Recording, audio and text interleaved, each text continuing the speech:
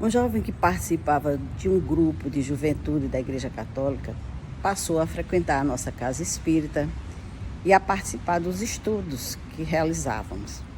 E se identificou. Segundo ele, trazia muitos questionamentos e aqueles ensinamentos realmente diluíram todos. Teve as respostas que desejava. E aí, consequentemente, ele foi ficando na instituição e abandonou lá o seu trabalho junto ao grupo de juventude, não foi mais. E aí a presença dele começou a ser sentida, né? A ausência dele começou a preocupar. O coordenador resolveu procurá-lo, saber o que estava acontecendo. E aí chegou na casa dele, querendo saber exatamente o que tinha acontecido. Ele disse que foi muito sincero, explicou que estava frequentando um centro espírita, estava estudando a doutrina espírita, tinha encontrado as respostas que tinha buscado sempre. E aí o coordenador disse: não, tem uma coisa errada aí. Você está sendo desviado. Algum artifício estão usando com você. Eu quero conversar com o coordenador desse estudo, que no caso era eu. E aí ele me ligou, perguntando se eu poderia conversar com o seu coordenador, porque ele estava insistindo que queria falar comigo. Não lá no centro, na minha casa. Por mim, tudo bem. Chegaram os dois, recebi. Como era ele que queria conversar, eu me coloquei à disposição, à espera do que ele tivesse para dizer. E aí ele já iniciou dizendo que estava ali porque algo de estranho estava acontecendo. Não havia motivos para o jovem ter se afastado da igreja por falta de informação, porque a igreja tinha todas as informações que ele precisasse, informações sérias. Tinha a Bíblia, que era o livro de Deus. Então não justificava ele estar sendo convencido por doutrinas do homem. Com certeza, algum artifício estava sendo utilizado. E ele estava ali para tirar isso a limpo. Aí eu disse: olha, eu tenho muito prazer de receber esse jovem na nossa casa, assim como é prazeroso receber qualquer um que chegue lá querendo conhecer a doutrina espírita. Todos que chegarem com esse intuito vão ser muito bem recebidos. Agora, de antemão, eu quero te dizer, não é doutrina dos homens, é doutrina dos espíritos. Kardec foi o codificador, foi o sistematizador, o organizador. Mas a doutrina não é de Kardec, é dos espíritos. Outra coisa também que eu quero deixar bem claro é que não existem dogmas na doutrina espírita. As religiões têm seus dogmas, a doutrina não tem. Na doutrina você não é obrigado a aceitar nada como verdade, se você não entende.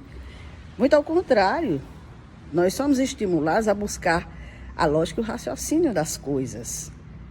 Se não compreende, questione, pergunte, pesquise, vá atrás, se convença. Não é assim, não é porque você está me dizendo, não é porque a religião A ou B está me dizendo que eu tenho que aceitar como verdade. E ele olhou para mim e disse: qual foi o ponto que você encontrou na sua doutrina que pode ser considerado em relação à Bíblia, o livro de Deus, que você pode dizer que existe algum erro nela?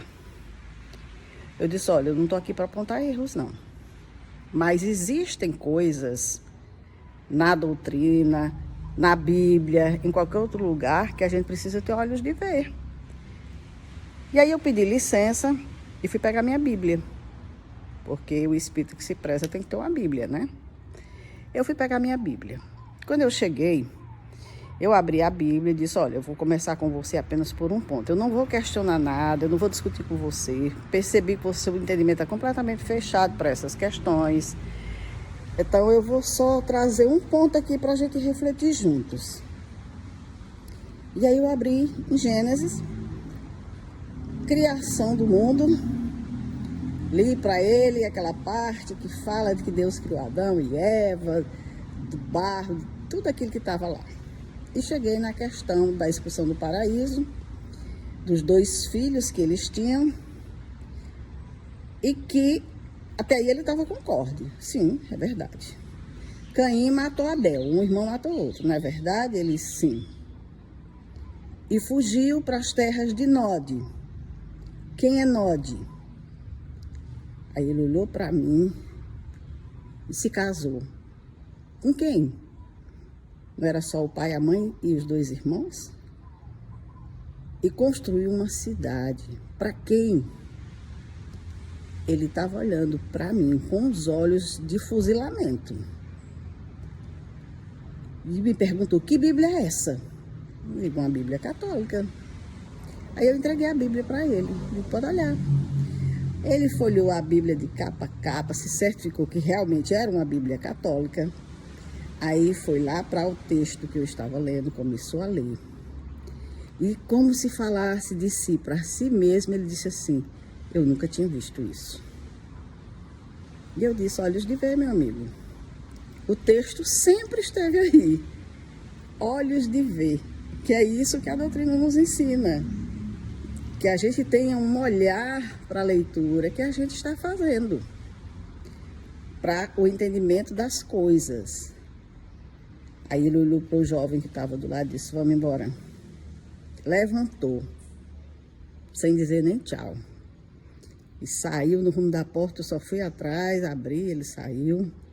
Aí depois o jovem me ligou. Disse, Dora, ele saiu daí irado. Disse que tu é uma bruxa.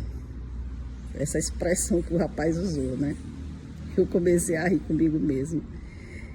E aí eu pergunto, qual foi o artifício de bruxaria que eu utilizei nessa nossa conversa? Eu fiquei pensando, eu digo, fossem outros tempos, tempos de inquisição, e com certeza eu seria queimada viva numa fogueira, como bruxa.